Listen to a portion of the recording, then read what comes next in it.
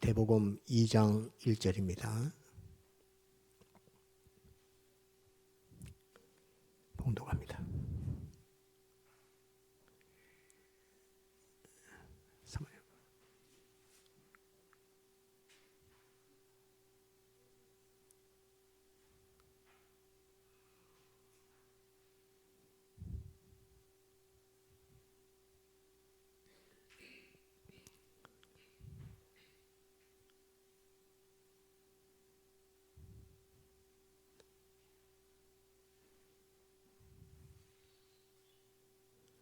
마태복음 2장 1절입니다. 봉독하겠습니다. 헤롯 왕 때에 예수께서 유대 베들레헴에서 나심에 동방으로부터 박사들이 예루살렘에 이르러 말하되 유대인의 왕으로 나시니가 어디 계시뇨? 우리가 동방에서 그의 별을 보고 그에게 경배하러 왔노라 하니 헤롯 왕과 온 예루살렘이 듣고 소동한지라. 왕이 모든 대제사장과 백성의 서기관들을 모아 그리스도가 어디서 나겠느냐 물으니 가로되 유대 베들레헴이오니 이는 선지자로 이렇게 기록된 바 또 유대 땅 베들레헴아 너는 유대 고을 중에 가장 작지 아니하도다. 내게서 한 다스리는 자가 나와서 내 백성 이스라엘의 목자가 되리라 하였음이니이다. 이에 헤롯이 가만히 박사들을 불러 별이 나타난 때를 자세히 묻고 베들레헴으로 보내며 이르되 가서 아기에 대하여 자세히 알아보고 찾거든 내게 고하여 나도 가서 그에게 경배하게 하라. 박사들이 왕의 말을 듣고 갈새 동방에서 보던 그 별이 문득 앞서 인도하여 가다가 아기 있는 곳 위에 머물러 섰는지라. 저희가 별을 보고 가장 크게 기뻐하더라. 집에 들어가 아기와 그 모친 마리아에 함께 있는 것을 보고 엎드려 아기께 경배하고 보배 합을 열어 황금과 유향과 모략을 예물로 드리니라. 꿈에 헤롯에게로 돌아가지 말라 지시하심을 받아 다른 길로 고국에 돌아가니라. 여기까지 봅시다. 오늘은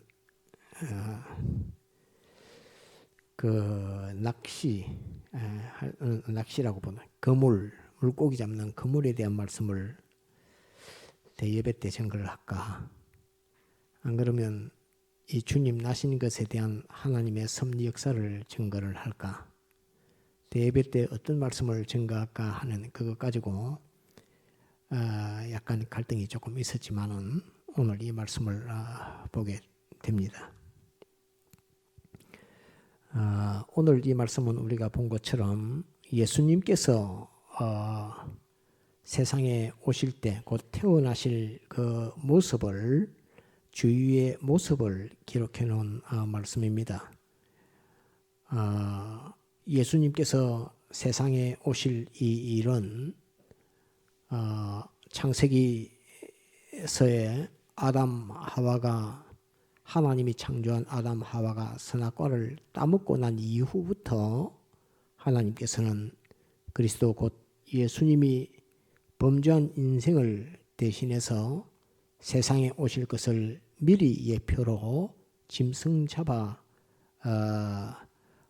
그 가죽으로 아담 하와에게 옷 입힌 그 사실부터 해서 짐승을 잡아서 죄를 속하는 그 일을 예표하므로 곧 예수님이 사람 되어 오셔서 죽으실 곧 범죄한 그 죄의 값의 형을 대신 받아서 죄지은 사람들의 그 죄를 속하기 위해서 사람 되어 오실 것을 인생이 아담 하와가 범죄하고 난 즉시 하나님께서 예표로 나타내셔서 알려주신 것입니다.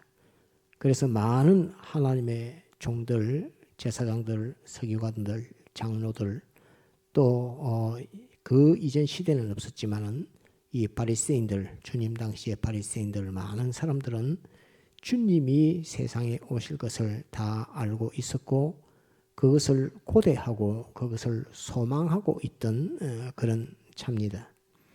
그 차 중에 곧 하나님께서 천지를 창조하신 이후 4,000년이 지난 이후에 하나님께서 아브라함의 시대와 다윗의 시대를 거쳐서 예수 그리스도의 시대를 말씀하신 대로 열어 가시는 그 모습을 기록해 놓고 있습니다. 이 모습 보면 이제 동방박사 세 사람이 동방에서 살고 있는데 하늘의 별을 보니까 아주 큰 별이 이렇게 밤에 쭉 흘러서 계속 가고 있습니다. 서쪽으로 계속 이 별들이 계속 움직이니까 아주 큰 별이 움직이니까 그것을 보고 양측이 목동이었던 이 동방박사 세 사람들은 그 가축을 이끌고 별을 따라가자 하고 별을 따라서 계속 오고 있습니다. 계속 오고 있는데 유대 땅에 딱 오니까 유대를 넘어가면 그 넘어서는 이제 지중해 바다입니다. 바다이기 때문에 유대가 끝인데 유대 나라 땅에 이렇게 딱 보니까 하늘의 별이 유대 땅에 이렇게 그걸 지나갑니다. 그래서 동방박사 세 사람이 유대 나라에 가가지고 예루살렘에 가서 이 하늘에 큰 별이 가는데 저 별은 왕이 나실 왕의 별이라고 이렇게 하늘의 별을 보고 또 연구하던 그 동방박사들이 그렇게 말을 합니다. 그러니까 그 말이 임금이 나는 별이라고 이렇게 말하니까 그게 갑자기 소문이 퍼지면서 그때 당시 유대 나라의 임금 헤롯의 귀에 딱 들어갔습니다. 그러니까 헤롯이 얼마나 깜짝 놀라겠습니까? 자기가 임금인데 새로운 임금이 나는 별이 떴다고 하니까 그 헤롯은 내가 임금이고 나의 아들이 앞으로 임금이 돼야 되는데 아니 새로운 별이 떴는데 그게 지금 유대 땅으로 지금 하늘에서 밝게 빛나면서 오고 있다 이러니까 헤롯이 그 동방박사 세 사람의 이야기를 듣고 대제사장도 오라 서기관들도 오라 하면서 하나님의 선지자들을 통해서 이 구주가 날 구세주가 날 그 곳이 어디서 구세주가 난다고 그렇게 되어 있느냐 그렇게 하니까 헤롯은 성경을 잘 알지 못하지만 서기관들과 장로들이 메시아 구주가 곧 성경에 기록된 이 베들레헴에서 이스라엘의 목자가 난다 하는 그것을 말을 합니다. 그 서기관들과 바리새인들 이 사람들은 하늘의 밤에 큰 별이 자기네들 유대 땅으로 오고 있는 것을 알았을까요? 몰랐을까요? 알았습니다. 동방박사만 그 별을 보는 것이 아니고 모두가 그 별을 봅니다. 별을 보고 별이 유대 땅으로 점점 오고 있는 그 사실을 모두가 다 보고 알게 됩니다. 그런데 그 별이 왕의 별인 것도 압니다. 왕의 별인 것도 아는데 그것을 헤롯이 통치를 하니까 아무도 입 밖으로 말을 내지 못합니다. 왜? 임금이 살아있는데 지금 헤롯이 임금이 있는데 임금 나는 별이 하늘에서 큰 별이 떠서 지금 유대 땅으로 오고 있으니까 저게 임금의 별이라고 아무도 말하지 못합니다. 그런데 이 동방박사 세 사람들이 임금의 별이라고 유대 땅에 와서 이야기를 하니까 비로소 헤롯이 그 서기관들과 제사장들을 불러 모아놓고 그래 저 별이 이렇게 오는데 그 성경에는 구주가 구세주 메시아가 어디서 난다고 되어 있느냐 이렇게 하니까 베들레헴에서 난다고 되어 있습니다. 이렇게 헤롯에게 제사장들과 서기관들이 그때 비로소 말합니다. 그때 비로소 말하니까 오늘 주일학교 때 잠깐 정한 것처럼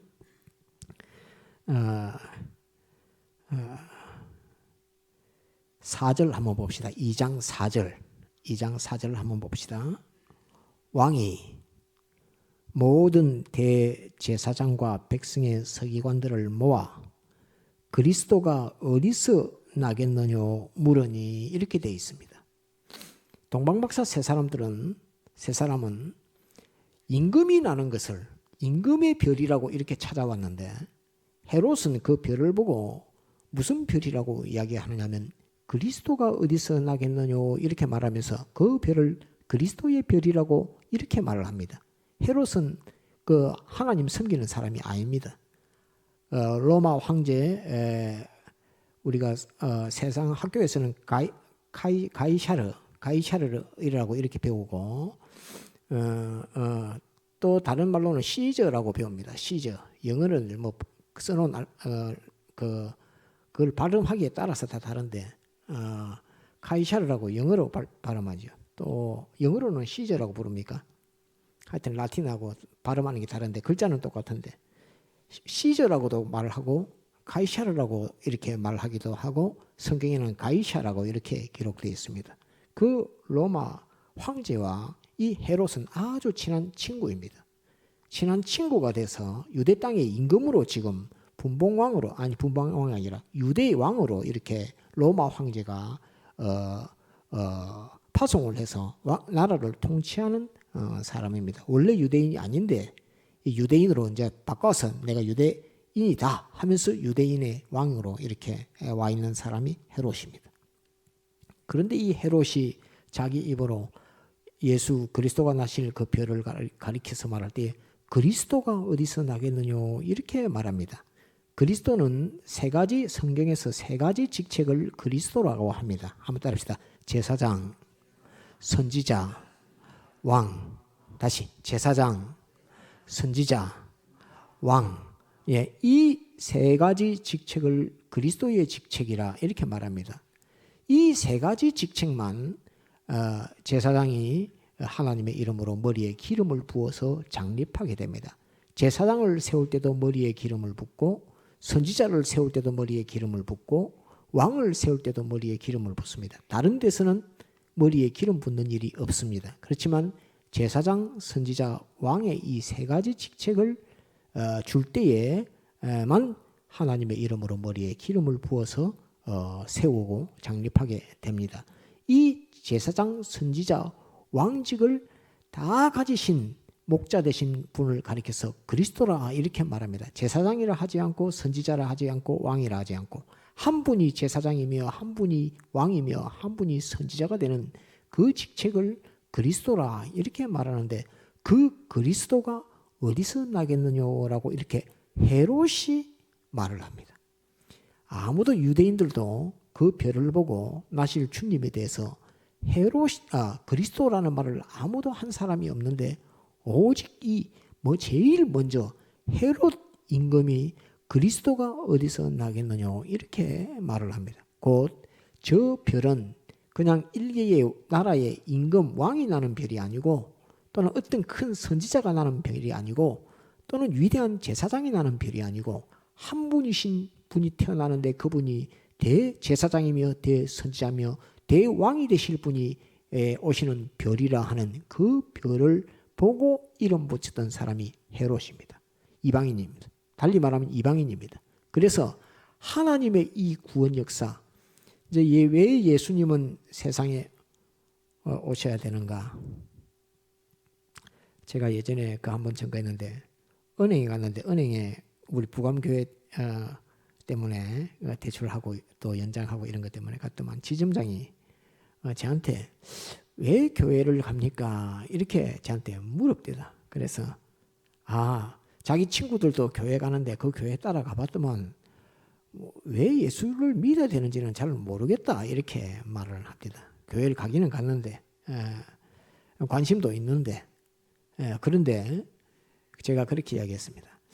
사람은 하나님이 창조하셨고 우주와 연계를 다 창조했는데 사람이 자기가 하나님의 은혜로 살려고 하지 않고 자기가 자기 힘으로 살려고 하다가 보니까 마귀가 유혹하는 그 유혹에 걸려서 하나님이 먹지 말라고 하는 선악과를 자기가 자기를 위하는 그 악이라고 하는 그 속성을 가지고 선악과를 따먹는 순간부터 하나님이 하지 말라 하는 것을 하는 범죄를 하게 되었습니다.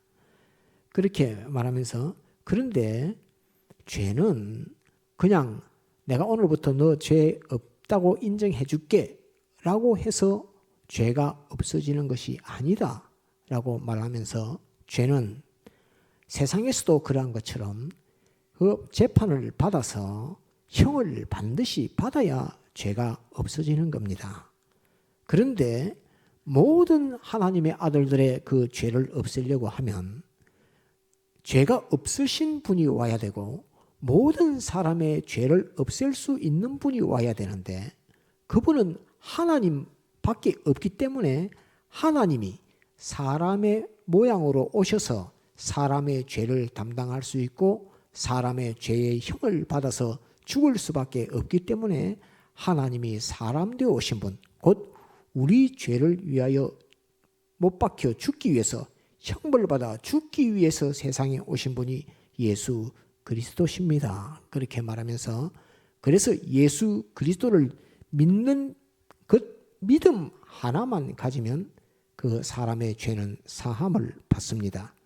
죄가 사람의 힘으로 능력으로 죄 사함을 받는 것이 아니라 형을 받아야 형벌을 받아야 죄 사함을 받는데 그 형벌 받게 하시기 위해서 하나님이 세상에 보내신 분이 예수 그리스도십니다. 그래서 그 예수 그리스도께서 결국 완전하게 죄 마귀 사망과 싸워서 십자가에 못 박혀 죽음으로 완전 승리한 그 승리가 곧 믿는 자들의 승리가 되어서 예수님 믿는 사람들은 죄에서 해방되고 마귀에게서 해방되고 죽음에서 해방되는 효과가 있습니다. 이거는 사람이 하는 것이 아니고 이것은 전적 하나님의 은혜이며 하나님께서 역사하시는 역사입니다. 이게 하나님의 법입니다. 이렇게 말하니까 그 지점장 그분이 여자분인데 제가 그 교회 다니는 분들을 많이 봤는데 이렇게 쉽게 설명해 주는 설명은 처음 들어봅니다. 기독교가 무엇인지 제가 확실히 이해를 했습니다. 라고 이렇게 말을 합니다. 그래서 제가 예 감사합니다 하고 이렇게 나왔는데 예수님을 믿으면 예수님께서 흘리신 그 피가 우리의 죄, 우리가 또 하나님 앞에 불의한 것, 또 우리가 하나님을 배반하고 배신했던 것, 또 우리가 세상 소망으로만 살던 거기에서 완전한 해방과 자유를 주시는 것이 예수님이 이 피의 능력입니다. 그래서 예수님 믿으면 죄 사함 받는다는 것이 공연한 말이 아니고 내가 받아야 될 형벌을 예수님이 대신 받았기 때문에 죄를 사해 주실 수 있고 죄 사함을 받게 됩니다. 예수님을 믿지 않으면 일평생 자기가 살면서 다른 사람을 구제하고 선행하고 착한 일을 해보겠다라고 하는 그 아무리 그런 것들을 쌓아도 절대로 자기의 죄가 사함받는 그런 일은 없습니다. 그 죄 사함의 그 권한을 가지고 오신 분이 그리스도신데 이 분을 그리스도라고 밝히 증거한 사람이 믿는 사람 서기관들 제사장들이 아니라 헤롯이라고 하는 이 로마에서 보내준 세워놓은 임금 입으로 곧 세상 임금의 입으로 예수 그리스도는 예수를 그리스도라고 이렇게 칭했던 것이 오늘 성경에서 본 이 말씀입니다. 그러면서 이 헤롯이 동방박사 세 사람에게 딱 명령합니다. 너희는 나실 목자 그리스도가 베들레헴에서 날 것이니까 베들레헴으로 가서 그 아기에게 경배를 하고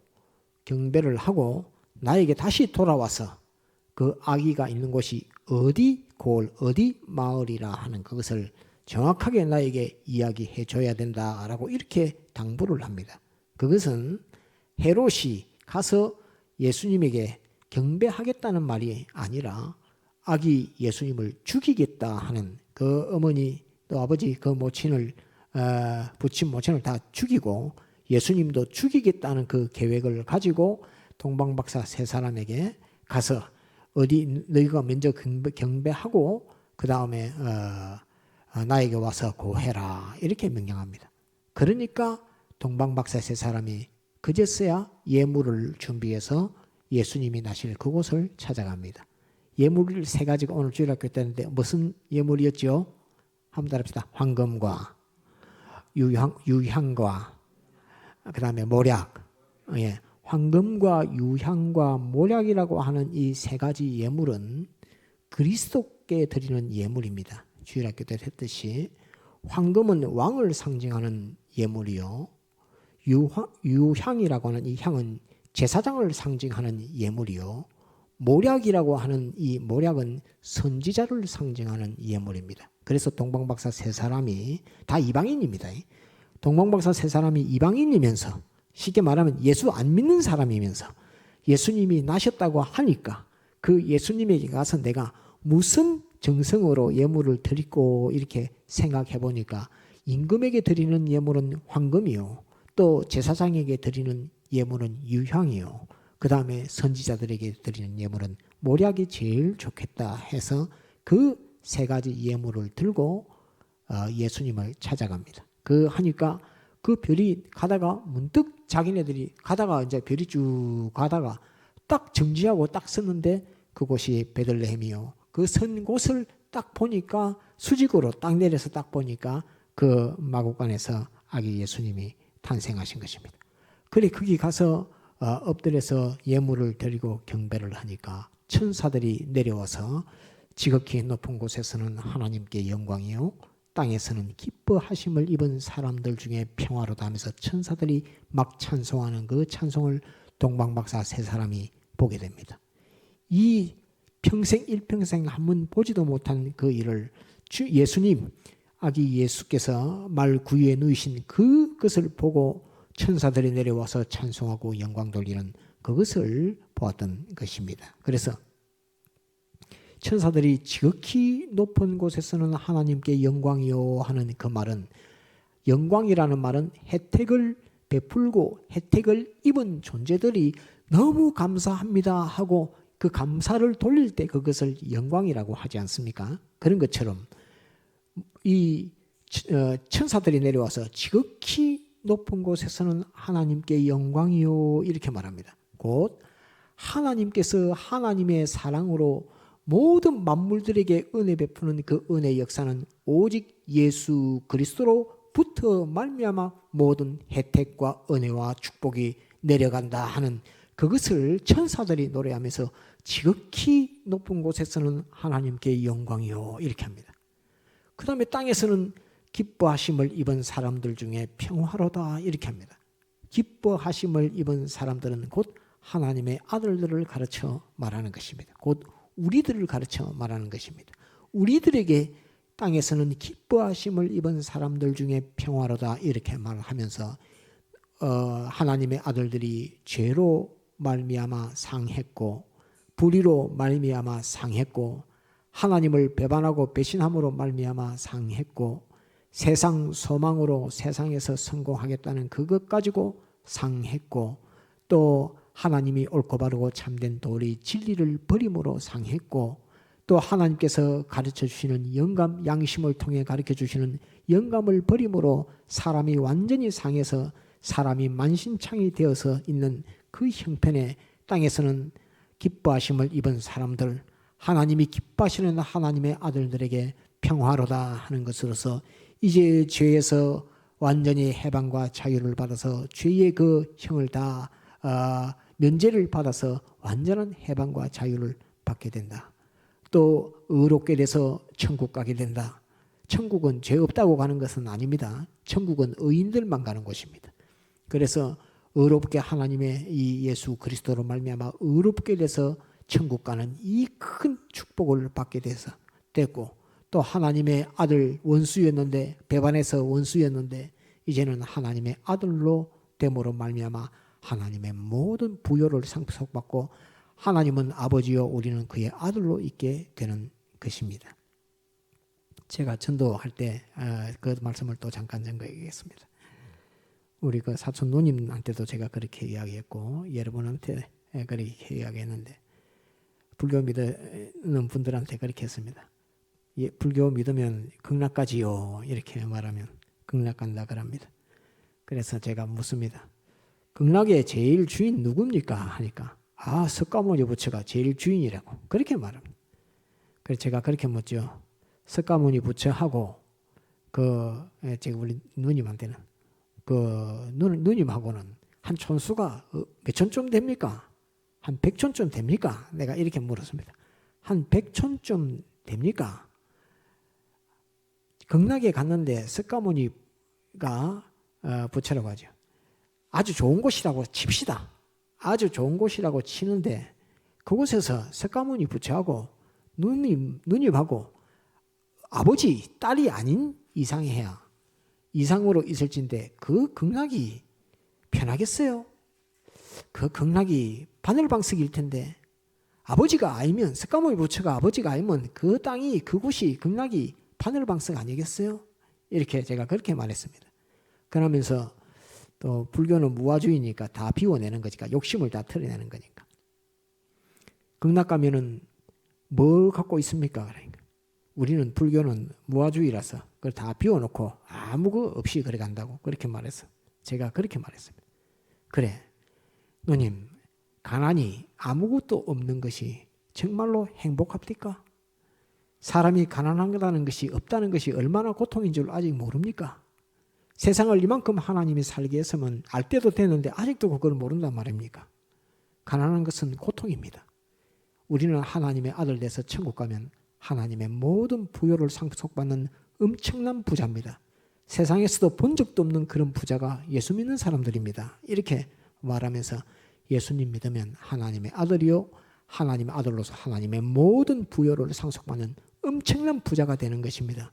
예수 믿어야 됩니다. 라고 이렇게 제가 누님한테 그렇게 말하니까 누님이 예수 믿으면 하나님이 아버지고 하나님의 아들이가 이렇게 말하게 다시 묻길래 하나님의 아들 됩니다. 그것을 예수님이 십자가에 못 박혀 죽고 부활함으로 말미암아 우리를 하나님의 아들 삼았습니다. 얼마나 큰 축복인지 모릅니다. 세상에서는 좀 가난해도 괜찮습니다. 또 자영이 좀 아프니까 또 병들어도 괜찮습니다. 또 그거 다 견딜 수 있습니다. 그렇지만 영원 무궁 세계에서 지옥이라는 형벌과 가난이라고 하는 형벌과 하나님과 원수되어 있는 그 자리는 절대로 있어서는 안 됩니다. 그 땅은 그곳은 너무나 불행한 곳입니다. 라고 말하면서 예수님 믿어야 천국 갑니다. 이렇게 제가 전도했던 적이 있습니다. 그런 것처럼 이 예수 그리스도께서 그리스도이심을 이제 원래 동방박사 세 사람은 그리스도이심을 모릅니다. 그리스도이심을 누가 가르쳐줬느냐? 헤롯 임금이 가르쳐줬습니다. 헤롯 임금이 가르쳐준 이방인이 가르쳐준 예수님에게 대한 그 말을 듣고 황금과 유황과 모략, 임금과 제사장과 선지자에게 드릴 수 있는 그 예물을 가지고 아기 예수님에게 찾아와서 그 예물을 드렸고 천사들이 내려와서 지극히 높은 곳에서는 하나님께 영광이요 땅에서는 기뻐하심을 입은 사람들 중에 평화라다고 완전한 평화를 갖게 된다라고 이렇게 말씀하시는 그 찬송을 동방박사 세 사람과 거기 있는 마리아와 요셉도 다 보고 다 경험했습니다. 이 예수님 나실 때의 이 모습입니다. 엄청난 모습입니다. 그 이 모습을 보고 동방박사 세 사람이 헤롯이 자기한테 와서 아기가 어디 있는지를 알려달라고 했으니까 헤롯에게 가서 알려줘야 되겠다 이렇게 했는데 그날 밤에 잠이 들었는데 하나님께서 헤롯에게 가지 말아라 하시면서 그 가르쳐 주니까 동방박사 세 사람이 헤롯에게 가지 않고 자기 고향으로 돌아가게 되었습니다. 그래서 헤롯이 알고 내가 동방박사 세 사람에게 쏘갔구나 이렇게 해가지고 이후에 예수님께서 나사렛 애굽으로 가시고 난 이후에 가라 또 옮기라 하고 하니까 요셉이 또 마리아와 해서 아기 예수님을 데리고 피신을 간 이후에 그 유대 땅에 2살 밑으로 아이들은 다 죽임을 받았던 그 큰 죽음의 역사가 있습니다. 곧 하나님께서는 오늘 증거하고자 하는 것은 우리를 구원하시는 구원의 역사는 하나님의 역사는 어두움 가운데 역사하지 않습니다. 하나님은 밝은 빛으로 역사하시고 원수 마귀는 어두움 가운데서 역사하는데 하나님께서 원수 마귀에게도 밝히 보여주고 알려줘서 예수 그리스도 메시아가 어디서 난다 하는 것을 다 알려주고 다 보여주도 그것을 죽이고 꺾고 멸하고 예수를 없애려고 이렇게 노력을 해도 헤롯이 아무리 발부둥을 쳐도 절대로 하나님의 구원 역사는 막지 못한다 하는 그것을 오늘 우리가 예수님의 나심을 기념하는 것으로서 기억해야 합니다. 그래서 하나님의 구원 역사, 옳고 바르고 참된 역사는 그것을 원수 마귀가 어두움과 죄악이 다 알아도 하나님의 구원 역사는 막지 못한다 하는 이것을 오늘 예수님의 나심을 기념하면서 우리가 하나 꼭 기억해야 할 것입니다. 한번 따라합시다. 하나님의 옳고 바르고 참된 빛의 역사를 원수 마귀가 알아도 절대로 막지 못한다.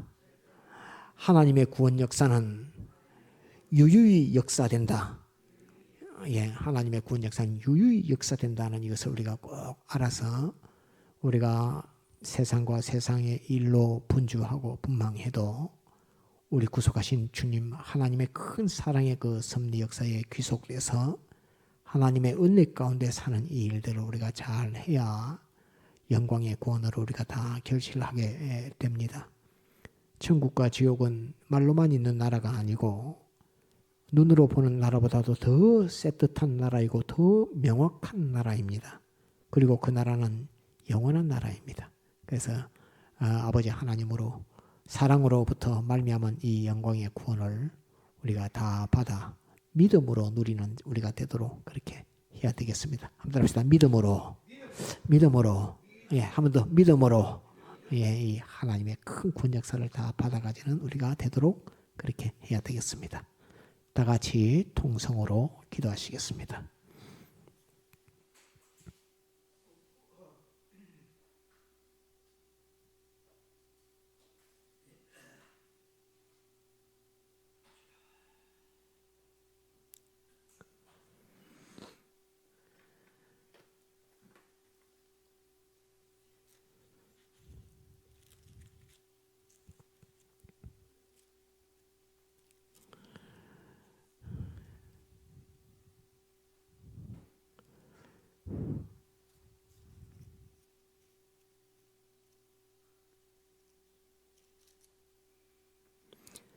찬송가 새 찬송 84장 드리겠습니다. 새 찬송 84장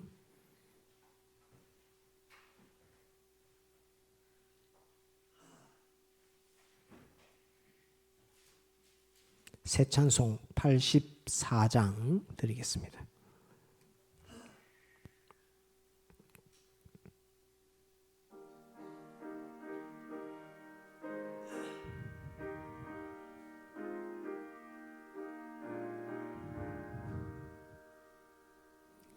온 세상이 컴컴하여서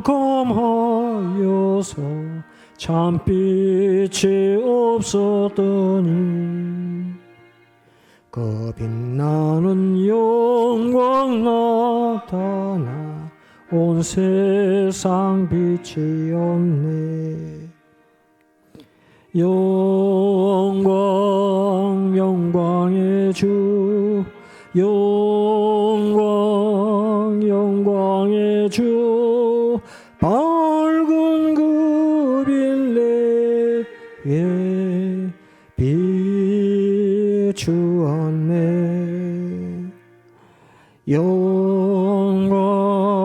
영광의 주 영광의 주 이 세상의 빛은 오직 주 예수님. 주 말씀을 믿는 사람은 그 마음이 시원하고 주 명령을 준행하는 자 그 길에 환하겠네. 영광의 주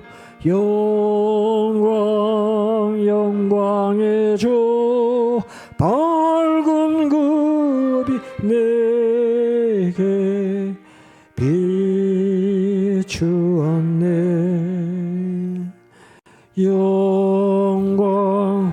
영광의 주, 영광의 주, 이 세상에 빛은 오직 주 예수님. 죄 가운데 사는 사람은 그 눈이 어두워도 그 죄악을 씻는 날에는 그 눈이 밝아지네.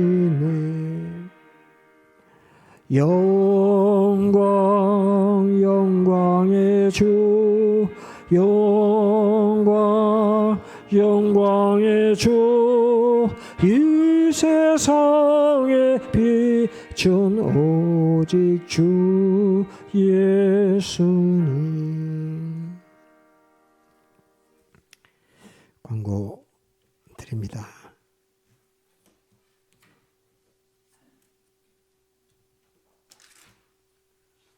지난주에는 감사 광고를 못했네, 빠뜨렸네.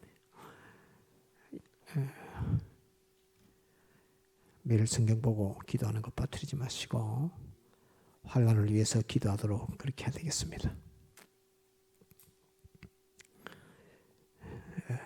주님의 재림을 앞에 두고 있다고 하면 환난은 작아지지 않습니다. 지금 전쟁 나는 이런 것도 마지막 환난이라고 한다면 전쟁은 점점 번지고 커지지 잦아들지는 않을 겁니다. 마지막 환난이 아니라고 하면 전쟁이 끝이 날 수도 있지만 마지막 환난이라고 하면 주님 재림 전의 마지막 환난이라고 하면 세계적으로 일어나는 전쟁은 점점 번져나가고 커지지 줄어지지 않는다는 것을 꼭 우리가 알아야 됩니다. 환난 위해서 기도하도록 해야 됩니다. 지난주 감사 내역입니다. 주님 고난으로 성도의 고난을 깨닫게 하신 영감 감사, 또 부감교회 부흥의 역사 은혜 베푸시기 원하는 헌금, 또 윤정민 권사님, 문마림 집사님 허리 건강 주시기 원하는 헌금, 또 사랑이 많으신 하나님 아버지 한 주간 가정이나 직장이나 교회 안보해 주신 감사와 아버지의 계명을 지키고 사랑하는 마음을 주시기 원하는 연보, 또 창조주 하나님 아버지 은혜에 감사합니다. 주님께서 우리에게 사랑을 주신 주님, 안전뱅이도 일으키시고 죽은 자도 살리신 주님, 아침마다 기도드리오니 병을 치료해 주시기 원합니다. 이렇게 하나님 앞에 다 간절한 마음으로 감사 헌금과 기도의 제목을 이렇게 적어주셔서 감사를 드리고 하나님이 이 감사 내역을 받으시고 역사해 주시기를 또 소원합니다. 기도드리겠습니다. 기도드리고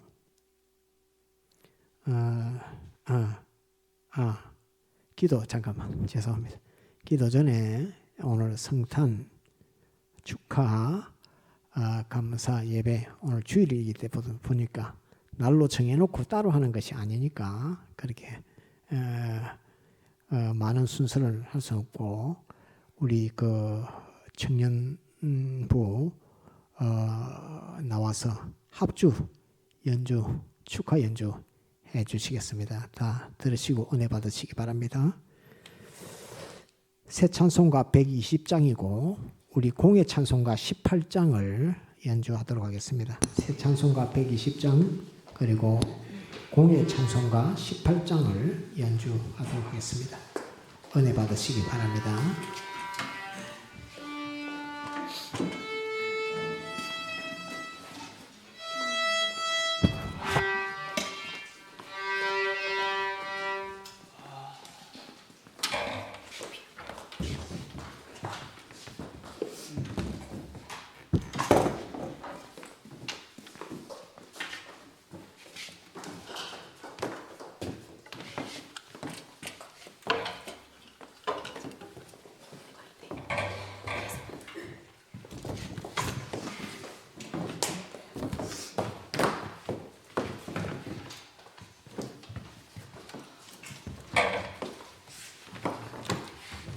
켜야 되는데.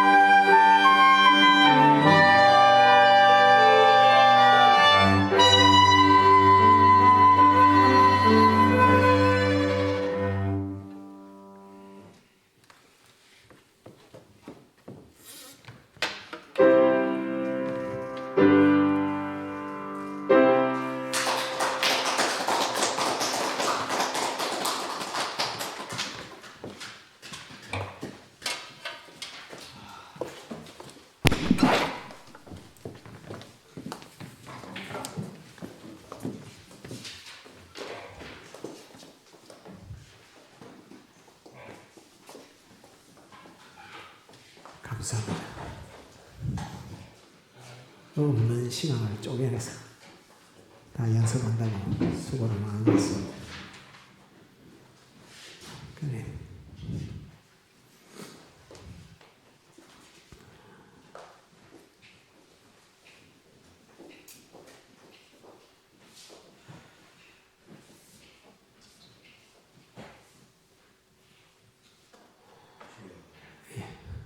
박수 한번 더 쳐드립시다.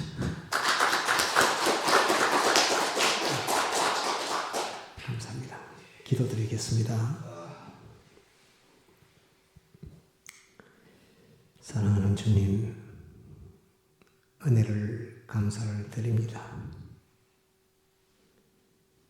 대주동 이 땅으로 주의 전을 옮겨서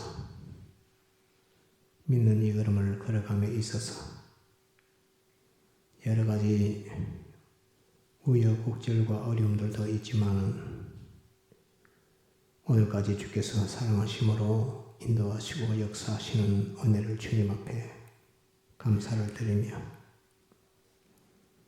횟수로는 이해지만 마음을 모아 성탄을 준비하는 것은 처음 이 땅에서 있는 일이라서 우리가 주의 사람 되어 오신 이것을 기념하는 이 일에 축하하는 이 일에 서툴고 미흡한 것을 주님 앞에 자복하고 구합니다. 주님 이를 사유해 주시고 용서하시며 특별히 주와 및 복음을 위해서 헌신하고 마음과 정성을 기울이며 물질과 시간을 다 들여서 찬양하고 또 찬송하도록 역사하신 은혜를 주님 앞에 감사를 드리며 우리 모두에게 주의 사람 되어 오심에 대한 큰 사랑의 역사를 생각해 하신 것을 주님 앞에 감사를 드립니다. 홀로 영광을 받아주시며 이 영광의 풍성함이 오늘 예배하는 우리 모든 믿음의 형제들 위해 함께 해주시고 축복하시고 은혜 베풀어 주옵소서. 주신마의 말씀과 같이 하나님의 사랑의 역사의 빛의 역사를 어둠과 마귀가 아무리 깎고 가리고 삐뚤이고 파괴하고 없애려 해도 옳고 바르고 참된 하나님의 빛의 역사가 거기에 가로막히지 않고 유유히 역사되어 우리를 구원하시는 구원의 영광으로 결실맺은 사실을 오늘 우리가 말씀을 통해 분명히 보고 배웠고 깨달았습니다. 남은 바의 생애를 믿음으로 빛의 걸음을 걸어가는 저희가 되도록 사랑하는 주께서 축복해 주시고 성령의 권능을 충만을 되게 주옵소서. 더불어 주님 구합니다. 우리가 주님 앞에 구하는 많은 소원들이 있습니다. 주님 들어 응답해 주시고 역사해 주시고 우리의 가는 걸음과 장례를 주님이 맡아서 주장해 주시고 축복해 주옵소서. 역사해 주옵소서. 주의 소원과 뜻들을 이루어 주옵소서. 이로 영광을 주님 받아 주옵소서. 한 주간의 삶 가운데 함께 하시며 축복하시며 몸된 교회 위에 섬기는 믿음의 식구들 위해 주님 함께 해 주옵소서.